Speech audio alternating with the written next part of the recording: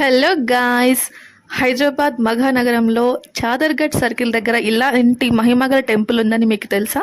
తెలిస్తే కామెంట్ చేయండి.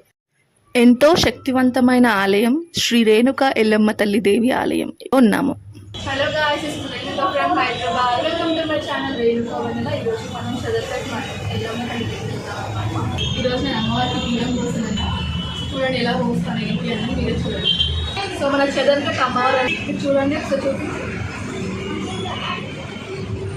సో మన అమ్మ ఎంతో పవర్ఫుల్ అనమాట. నేను చాలా నమ్మలేదు అమ్మ ఎల్లమ్మ తల్లి. సో నేను శారీ తెచ్చాను, బియ్యం పోస్తున్నాను చూడండి. ఈ ఆలయంలో ప్రతి ఆషాఢ మాసంలో బల్కంపేట ఎల్లమ్మ కళ్యాణం జరిగిన ఫస్ట్ ఆర్ సెకండ్ వీక్ ఇక్కడ కూడా కళ్యాణం చేస్తారు. చాలా గ్రాండ్గా చేస్తారు ఇక్కడ. సో పట్నాలు వేయడము చాలా బాగా గ్రాండ్గా చేస్తారు. అండ్ నెక్స్ట్ వచ్చేసి ఇక్కడ ప్రతి శ్రావణ మాసంలో బోనాల కార్యక్రమం ఉంటుంది. అండ్ ఇక్కడ నవరాత్రులలో ఆ దుర్గామాత పూజ కూడా చాలా బ్రహ్మాండంగా చేస్తారు. 9 రోజులు అంగరంగ వైభవంగా చేస్తారు. ప్రజలు మాత్రం చాలా మంది వస్తారన్నమాట. ఇక్కడ అమ్మకి ఎలాంటి మొక్కు మొక్కినా ఇక్కడ నెరవేరుతుందని భక్తుల నమ్మకం. ఇక్కడ అమ్మవారు స్వయంగా వెలిసారు. సో నేనైతే ఇక్కడ అనుకోకుండా జస్ట్ అమ్మవారికి దర్శనం చేసుకుందామని వచ్చాను. బట్ అమ్మవారు నా చేత వడిబియ్యం పోయించుకున్నారనమాట. అంటారు కదా, అమ్మవారు ఏది చేయించుకోవాలో నా చేత అనుకుంటా చేయించుకుంటారని. సో అలా జరిగిపోయింది సడన్గా. నేను అసలు ప్లాన్ కూడా చేయలేదు. సో మీన్ వైల్ ఇక్కడ ఏంటి అంటే అమ్మవారి వడిబియ్యంకి కావాల్సిన అన్ని నేనైతే ప్రిపేర్ చేస్తున్నాను.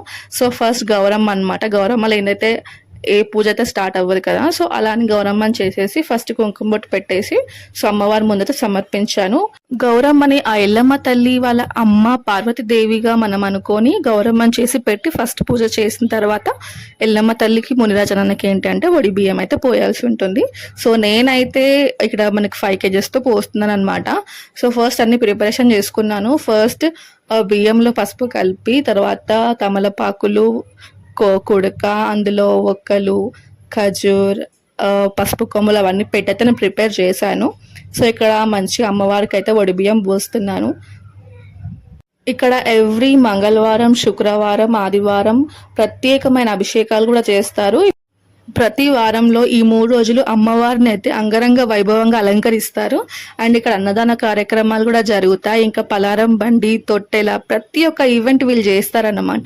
ఇక్కడ చాలా మంది సంతానం లేనివారు, జాబ్స్ లేనివారు, ఇంకా ఫినాన్షియల్గా ఏదైనా ప్రాబ్లం ఉన్న ప్రతి ఒక్కరు వచ్చి ఇక్కడ అమ్మవారికి మొక్కుకొని వెళ్తే వాళ్ళకి మాత్రం అమ్మవారు అనుగ్రహం ఖచ్చితంగా కలుగుతుంది అనేసి ఇక్కడ భక్తుల నమ్మకం అనమాట. సో ఇక్కడ అయితే నేనైతే వడిబియ్యం అయితే పోసేసాను. నెక్స్ట్ ఇక్కడ బయట మీరు చూడొచ్చు, పెద్ద పుట్ట ఉంటుంది. నాగదేవత పుట్ట అంటారు కదా ఎల్లమ్మని. పుట్టల్లో పుట్టి పువ్వుల్లో పెరిగిన తల్లి అని.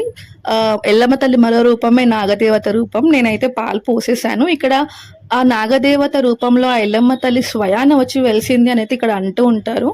సో ఇక్కడ ఏంటంటే మనమైతే పుట్టలో పాలు పూసేసి అమ్మవారి బొట్టు పెట్టేసుకొని నెక్స్ట్ ఇక్కడ పక్కకి జంట నాగులు ఉంటాయన్నమాట. సో అక్కడ ఆ నాగులకు 5 ప్రదక్షిణాలు చేసేసి అక్కడ అమ్మవారి బొట్టు కూడా పెట్టేసుకున్నాను అనమాట నేను. సో ఈ చాదర్గఢ్ రేణుకా ఎల్లమ్మ దేవస్థానం టైమింగ్స్ వచ్చేసి మార్నింగ్ 8 or 8:30కి ఓపెన్ చేస్తారు అండ్ 7కి క్లోజ్ చేస్తారు. అండ్ పీక్ డేస్లో లైక్ మనకి ట్యూస్డే రోజు, శుక్రవారం, సండే రోజు మాత్రం అరౌండ్ 9 o'clock వరకు ఓపెన్ ఉంటుంది. ఎందుకంటే భక్తులు చాలా ఎక్కువ వస్తారు కాబట్టి. సో ఇక్కడ నియర్ బై ఎవరు ఉన్నా సరే ఈ టెంపుల్కి వచ్చి అమ్మవారి దర్శనం చేసుకోవాలని నేను కోరుకుంటున్నాను. ఎందుకంటే ఇక్కడ అమ్మవారు అంతా ఇంత కాదు, చాలా పవర్ఫుల్ అనమాట. ఒక్కసారి వస్తే మీకే అర్థమవుతుంది.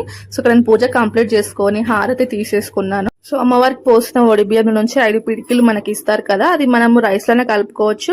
లేకపోతే దాంతో స్వీట్ వండి 5 మందికైనా పెట్టొచ్చు అనమాట ప్రసాదం లాగా. సో ఇది గాయస్, నేనైతే వడిబియ్యం అయితే అన్ఎక్స్పెక్టెడ్ గా పోసేసాను. సో కంప్లీట్ వీడియో మీకు అర్థమయ్యే ఉంటుంది.